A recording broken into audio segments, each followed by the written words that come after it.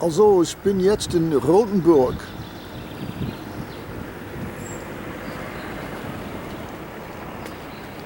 Rothenburg an der Tauber. Ja, ein bisschen kalt.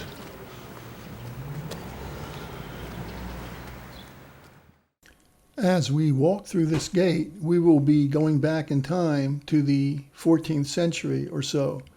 The heyday of Rothenburg was from the 12th to 14th century. In those days, it had a population of about 6,000 people and was one of the largest towns in Germany.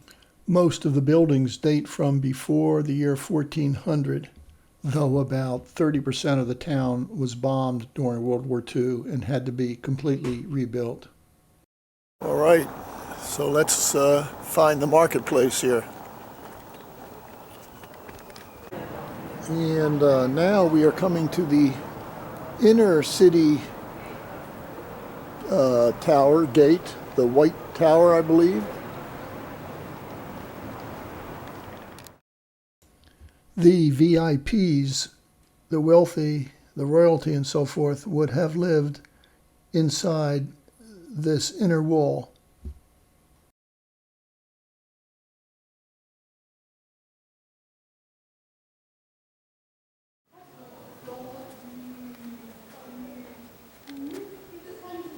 Richard Wagner Gasse.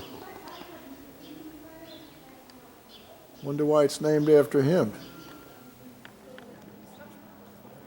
I'm standing in the market square looking at the Councilor's Tavern, where centuries ago the members of the city council would drink. Every hour on the hour during the day, the two windows open up and reveal two wooden figures in the process of getting inebriated. The figures are reenacting a fable.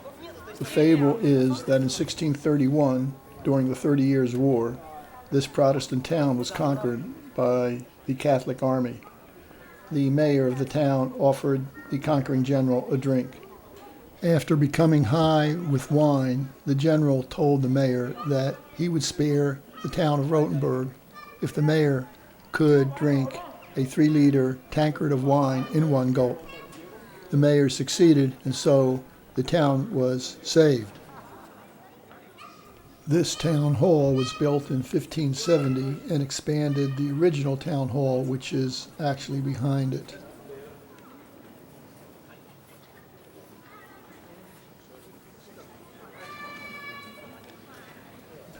One nice thing about traveling in the winter is that the place is not over-mobbed with tourists. Most of the ones I saw were probably German.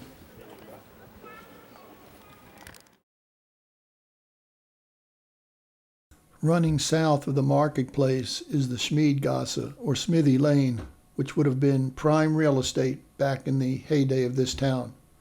The Baumeister House, or Master Builder House, built in 1596, was the home of the stonemason architect of the new Rat House.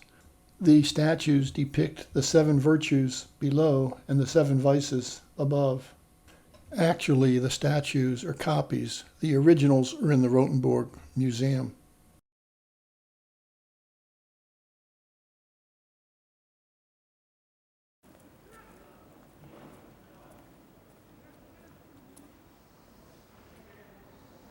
Across the street, this half-timbered building has lofts up above which would store grain. It was a law that you had to have enough grain to last a year to withstand a siege. Notice the warehouse doors, and at the very top, a pulley for hoisting the grain up.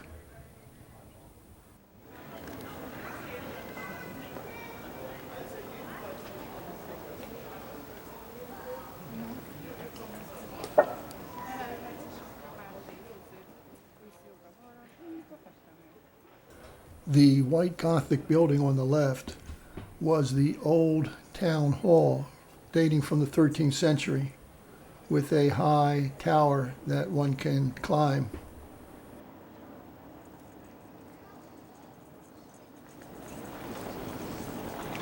Let's see these measuring rods.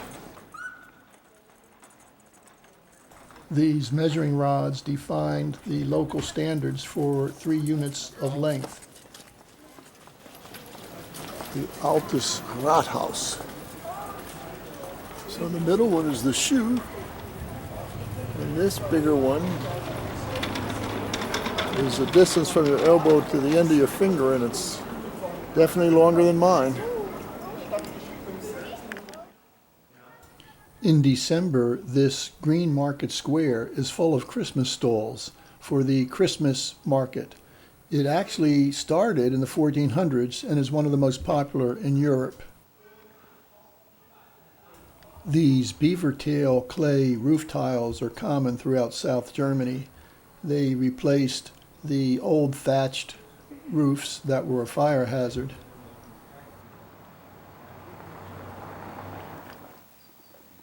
This is the Klingentor, which from around 1600 to early 1900s had a water reservoir tank up there which supplied water to the town. It was fed from the river.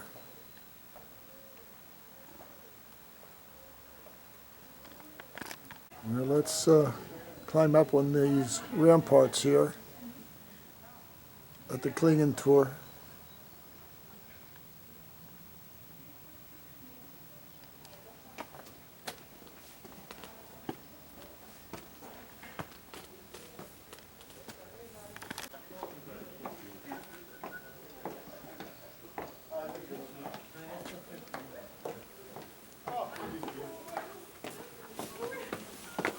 Guten Tag.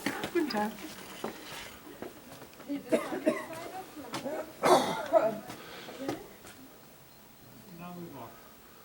Certainly a number of tourists here. Most of them seem to be German.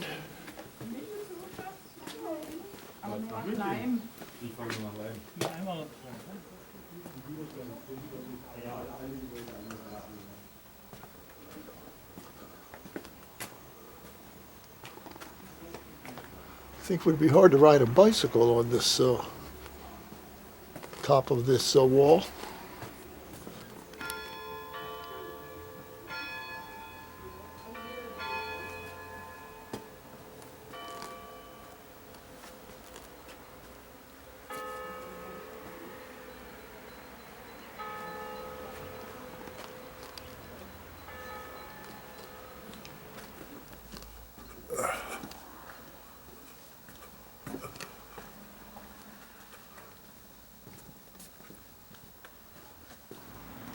Well, feeling a little bit fatigued. Think I'll take a break before dinner, go back to my hotel here,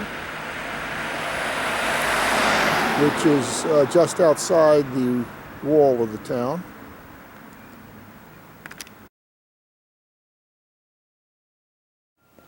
Okay, it's morning now in Rothenburg. Let's see what we can see before I have to catch the train.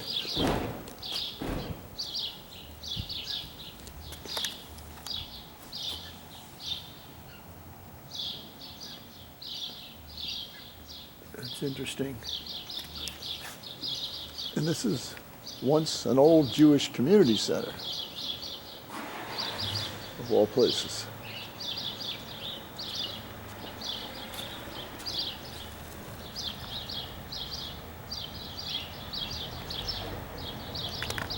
So let's see if we can get into St. Jakob's Kirche. And here outside the church is this model of the city of Rothenburg, which looks like it was placed here in 2017. And I think that we came through this gate here, and we walked along this street through the second gate, and we are here at the church. So let's see if we can go inside. So here we are inside this church, which has a very famous altar piece carved of wood.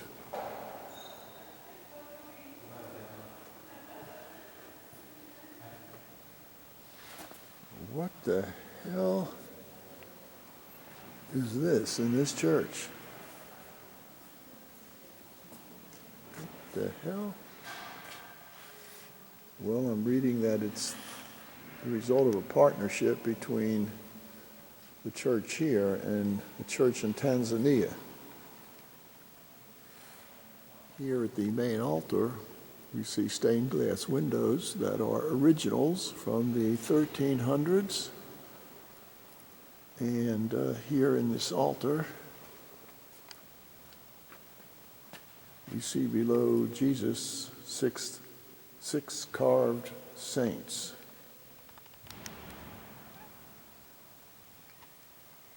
And that one must be Saint Jacob, because he has the shell in his hat, which pilgrims would wear on their pilgrimage to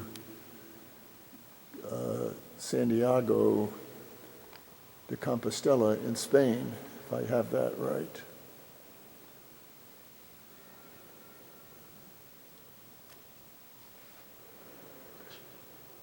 And these look like portraits of wealthy people who donated to this church in the Middle Ages.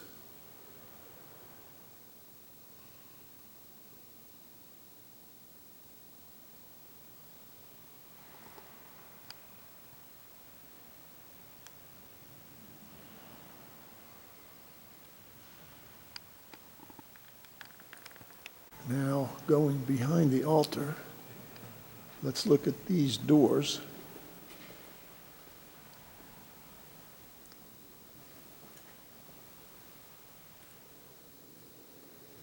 And here we see, or we are seen by the eyes of Christ that seem to follow us as we walk by.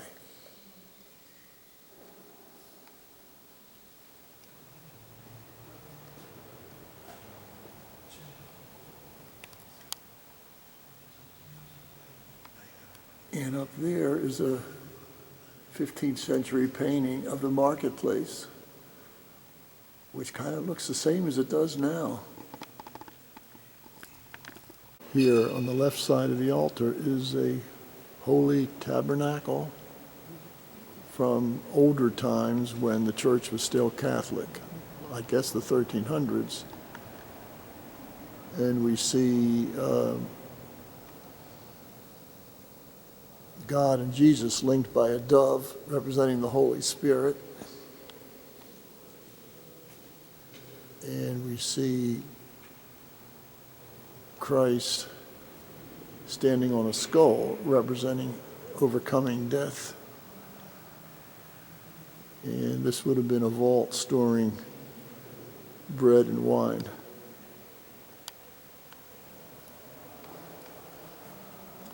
Okay, let's go to the back of the church.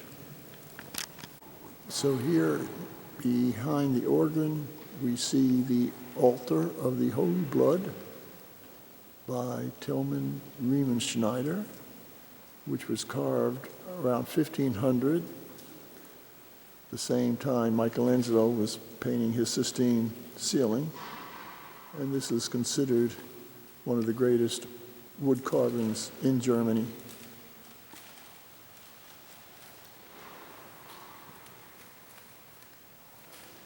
It was built to house that rock crystal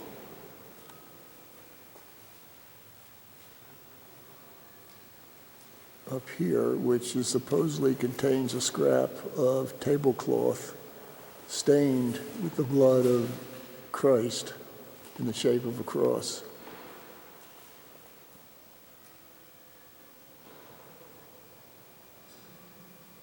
On the left, we see Jesus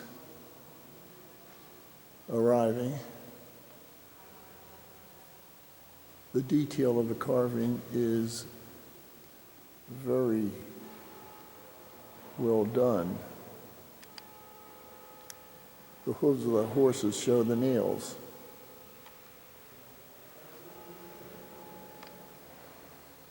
The carving exquisitely shows the hair of the apostles, the vines above, the drapes.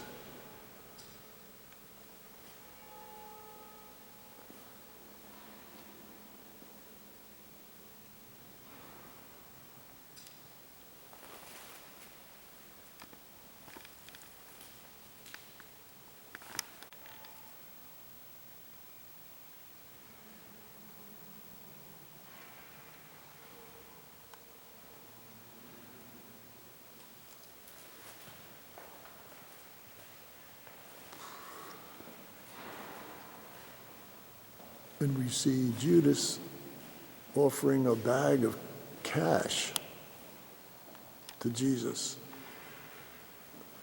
And John lays his head on Jesus' lap.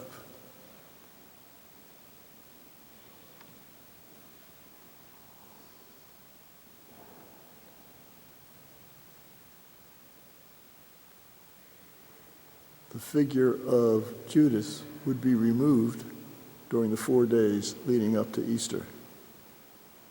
Listen to me. All this religious stuff. This is the convent garden from pre-Reformation days, where monks and nuns would cultivate various herbs, some of them poisonous, to treat diseases and so forth.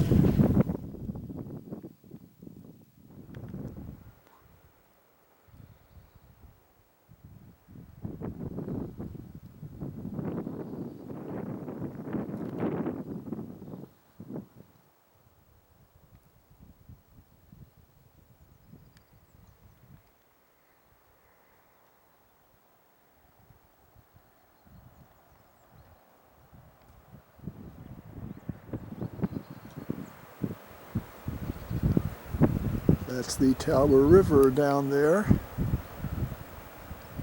Quaint little church, too. And there's the fortified Rothenburg looking at this direction.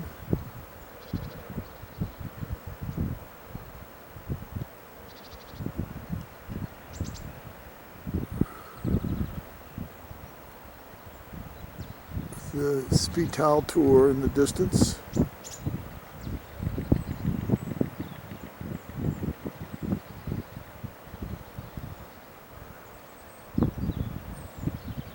It's quite a nice view.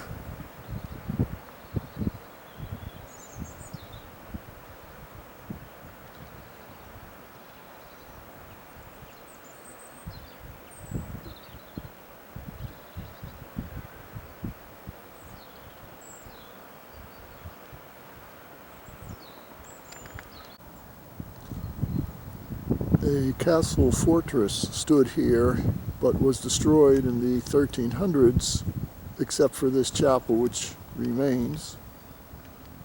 And here is a memorial to Jews who were slaughtered in the year 1298.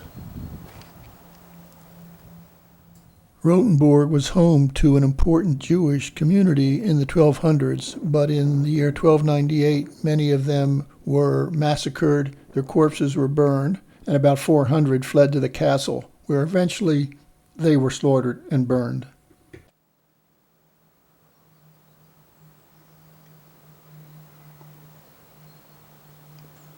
And someone has placed a yahrzeit candle here.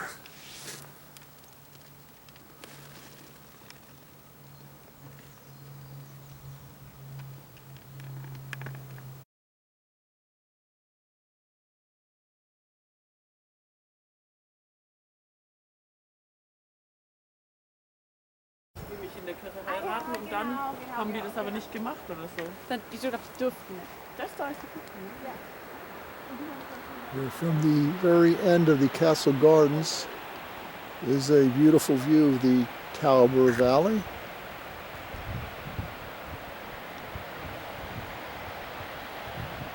Oh, there appears to be a bit of a waterfall down there.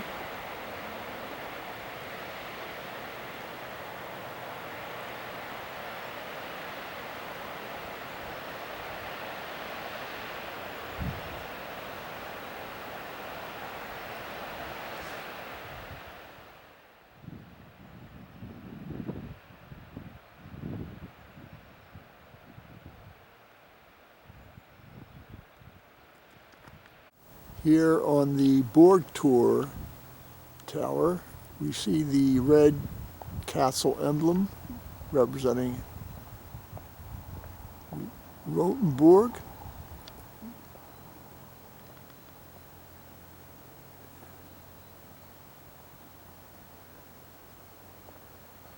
And we will enter here.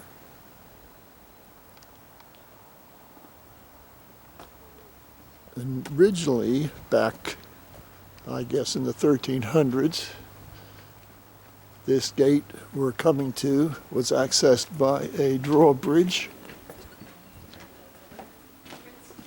And that wooden drawbridge could have been pulled up by chains. You see the two slots there. And also you see the pitch mast where hot tar, I guess, could have been dropped down on attackers.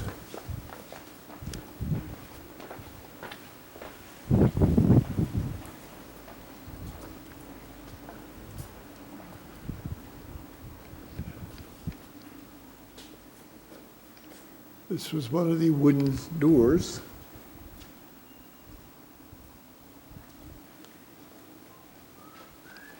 And here's another wooden door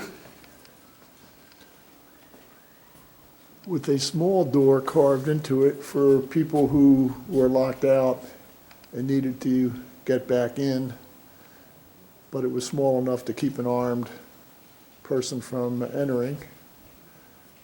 And it would have been secured by a wood beam behind it that went into this pocket. Okay.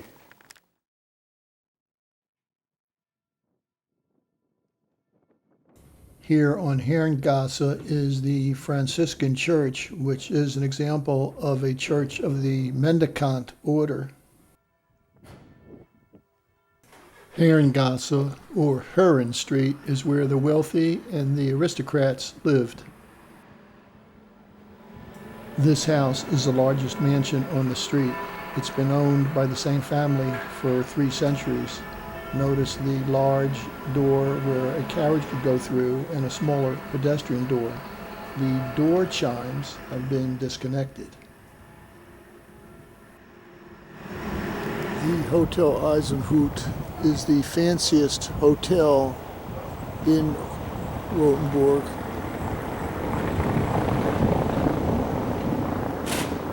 I did not go inside.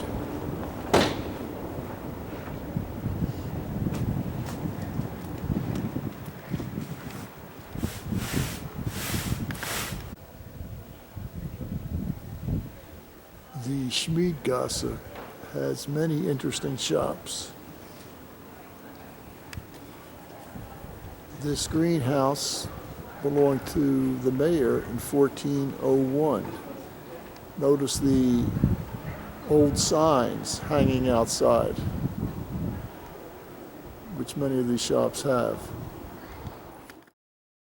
This restaurant in the Baumeister house apparently serves the favorite meal of the Baumeister himself, who built the place in 1596. Pork with bacon and onions, a side of fried potatoes, and a salad. And this is a Schneeballenträume cafe where they sell these snowball pastries.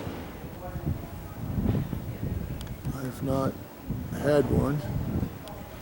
They come in different flavors, it seems. And this shop belongs to a man who makes medieval weapons.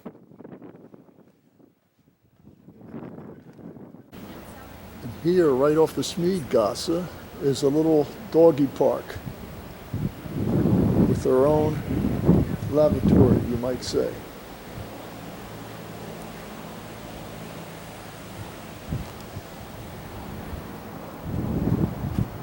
A doggy park just beneath that fountain.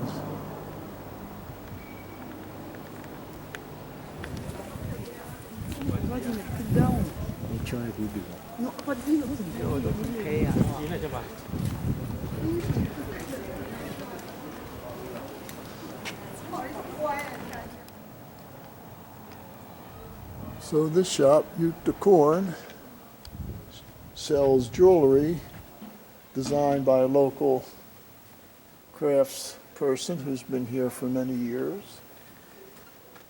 And the next shop has lighthouses modeled after actual local buildings. Turning down this little alley off of that shopping street, I came to this little vantage point here.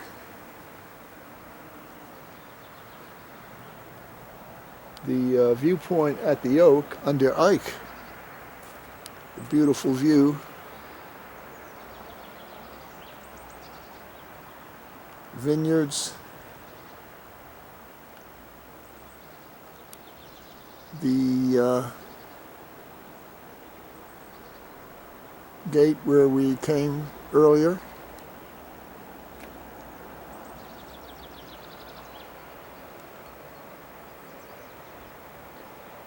The Tauber.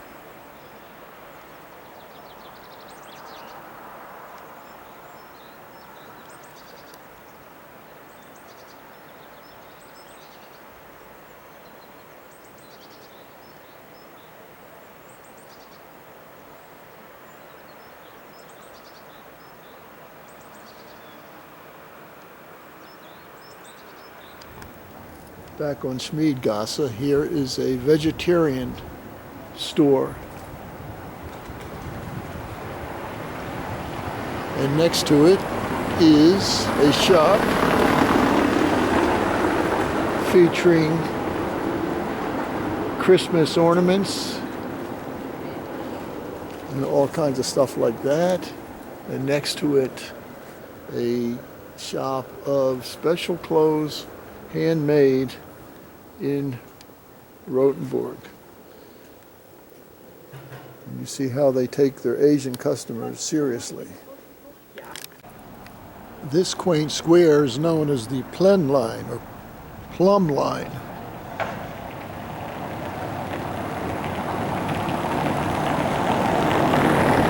Boy, these cars make so much noise.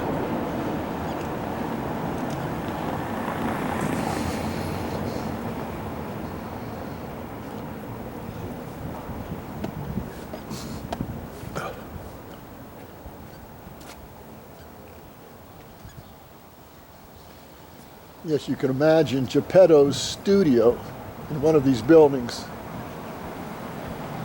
making Pinocchio.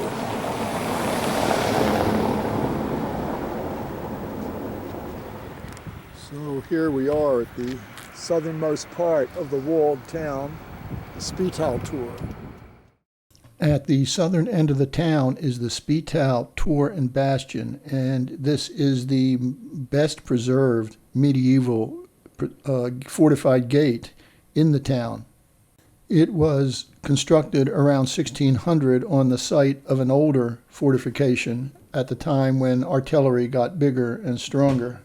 Here we see the moat, which was dry as most medieval moats were. This would serve to keep artillery at a distance.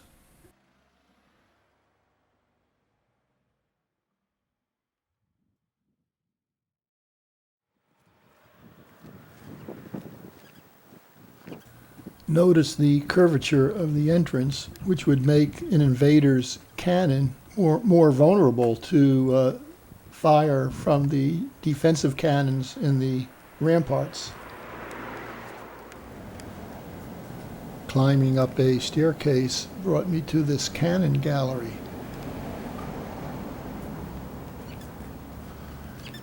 I wonder if this is the way to walk along the ramparts.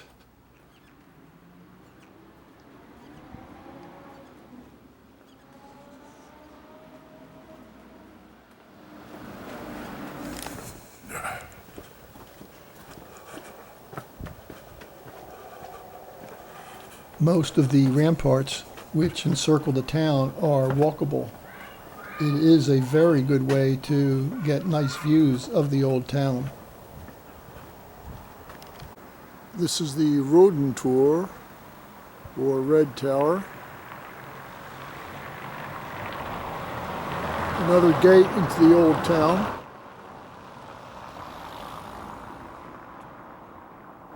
And I'm almost finished with my walk. And so, in the afternoon, I picked up my suitcase at the hotel and walked down to the train station where I caught a train to Nuremberg.